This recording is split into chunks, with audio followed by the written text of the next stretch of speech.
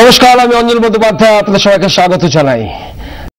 স্টুডিওতে উপস্থিত করেছি রাজ্যের শিল্পমন্ত্রী নিরুপম সেনকে। নিরুপম বাবু, আপনাকে স্বাগত জানাই।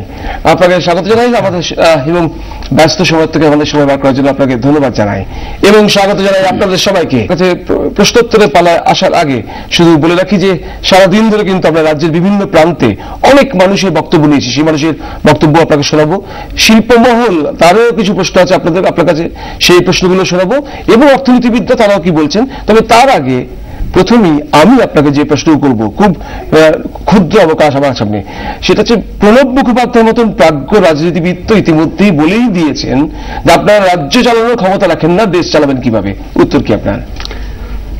আমরা তো এই রাজ্য চালাচ্ছি এবং শুধু পশ্চিমবাংলায় নয়, আমরা ভারতবর্ষের 3টে রাজ্য চালাচ্ছি এবং বোধ করি এই সময়কালের মধ্যে সব থেকে বেশি সময় ধরে রাজ্য চালানোর অভিজ্ঞতা যদি কাদেরও থাকে তাহলে সেটা বামপন্থীরাই হচ্ছে সেক্ষেত্রে দাবি করতে পারে। যেমন আমরা পশ্চিমবাংলাতে গত 30 বছরের বেশি একাধিক্রমে রাজ্য চালাচ্ছি এবং জনগণের সমর্থন নিয়ে চালাচ্ছি। ত্রিপুরাতেও আমরা রাজ্য চালাচ্ছি এবং সেটাও জনগণের বিপুল সমর্থন নিয়ে চালাচ্ছি। কেরালাতেও আমরা রাজ্য 1957 সাল থেকে আমরা কেরালায় সরকার গড়েছি, তারপরে আবার আমরা সরকারে এসেছি, এখন আমরা সেখানে রাজ্য চালাচ্ছি। জনগণ মনে করেন যে আমাদের রাজ্য চালানোর অভিজ্ঞতা ভালো এবং সেই জন্যই জনগণ বারবার আমাদের নির্বাচিত করেন। সুতরাং সেক্ষেত্রে প্রণববাবুর এই বক্তব্যের সঙ্গে আমার মনে হয় না যে জনগণ একমত হবেন। দুটি প্রশ্ন একটি আর একটির সঙ্গে খুব ওতপ্রোতভাবে সম্পর্কিত। কারণ প্রথম প্রশ্ন যিনি ব্যারাকপুর থেকে, যদিও তার পুরো প্রশ্নটি আমি শুনতে পাইনি, কিন্তু আমার নিজের ধারণাও হয়েছে যে আমাদের রাজ্যে বন্ধ কলকারখানার সমস্যা, এই বিষয়টি তিনি মূলত উল্লেখ করেছেন। তো এর উত্তরে আমি বলতে চাই যে এটা একটা বড় সমস্যা, শুধু আমাদের রাজ্যেই নয়, সব রাজ্যেরই এটা একটা বড় সমস্যা। বিশেষ করে সেই সব রাজ্যে এই সমস্যা আরো গুরুতর যে রাজ্যগুলিতে শিল্পায়নের প্রক্রিয়াটা শুরু হয়েছিল অনেক আগে থাকতে, এমনকি আমাদের স্বাধীনতার আগে এবং স্বাধীনতার অব্যবহিত পরে। এই সমস্ত কারখানা যেগুলি পুরনো কারখানা, সেই সমস্ত কারখানা, বহু কারখানাই বন্ধ। কারখানা বন্ধের তালিকায় আমাদের রাজ্যের যে স্থান আছে তার থেকে অনেক আগে আছে মহারাষ্ট্রের স্থান। তাদের ওখানে অনেক বেশি কারখানা বন্ধ, আমাদের থেকে উত্তরপ্রদেশে ও কারখানা অনেক বেশি বন্ধের সংখ্যা। কিন্তু কারখানা বন্ধের সমস্যাটা কারখানা কেন্দ্রিক নয়, যতটা অর্থনীতি কেন্দ্রিক। সামগ্রিকভাবে আর্থিক ব্যবস্থা তার একটা দিক আছে, তেমনি আর একটা দিক আছে, সেটা হচ্ছে যে সব কারখানায় চিরটাকাল থাকবেও না। এই কারণে যে সময় পরিবর্তন হচ্ছে, মানুষের চাহিদার যে পরিবর্তন হচ্ছে, ফলে একটা সময় যে পণ্যটি উৎপাদিত হতো তার যে বাজার ছিল, আজকে এই মুহূর্তে সেই পণ্যটি উৎপাদিত করলেও তার কিন্তু বাজার থাকবে না, কারণ মানুষের চাহিদা ইতিমধ্যে পরিবর্তন ঘটে গেছে।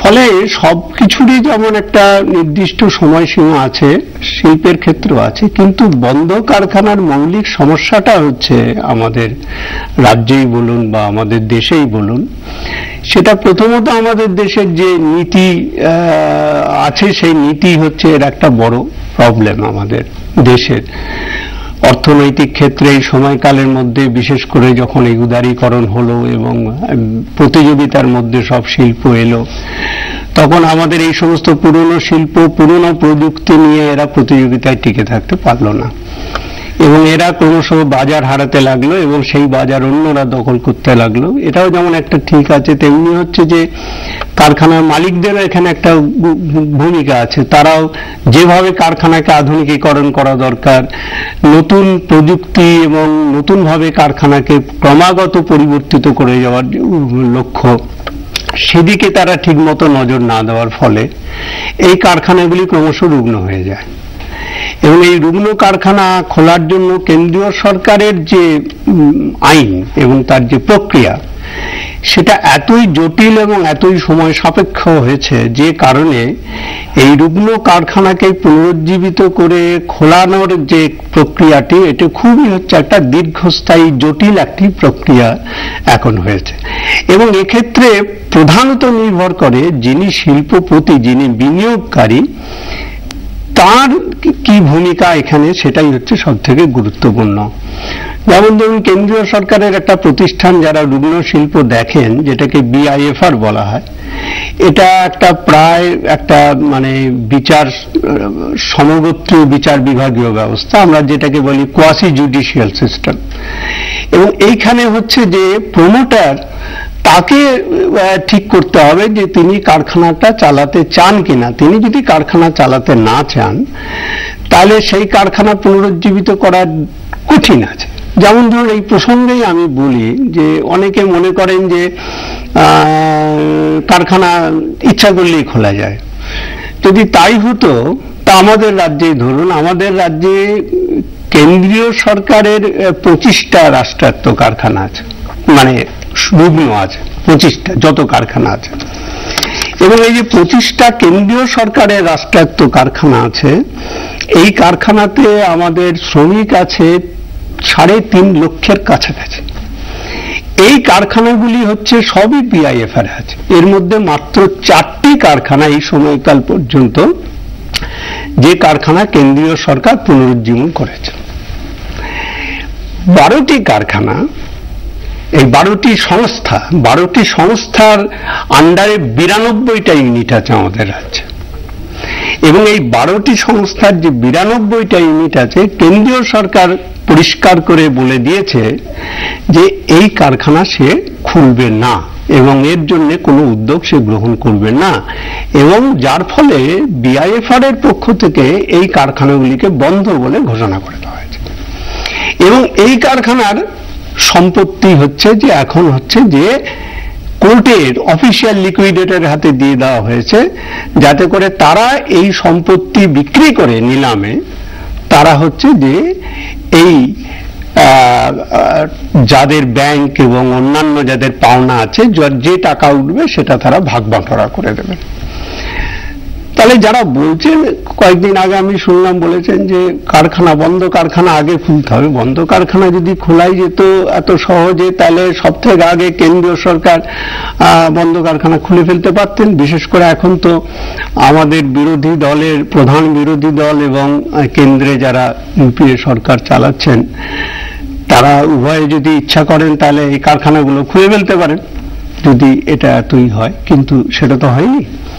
আপনারা সরাসরি অধিগ্রহণ করে নিতে পারছেন কারখানাটা, এরকম হতে পারে না।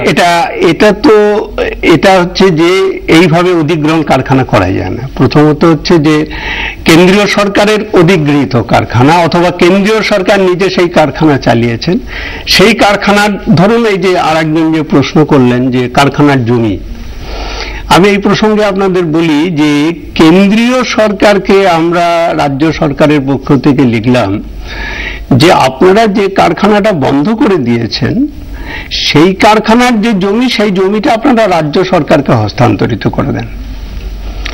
কেন্দ্রীয় সরকার বললেন যে এটা আমরা করতে পারবো না।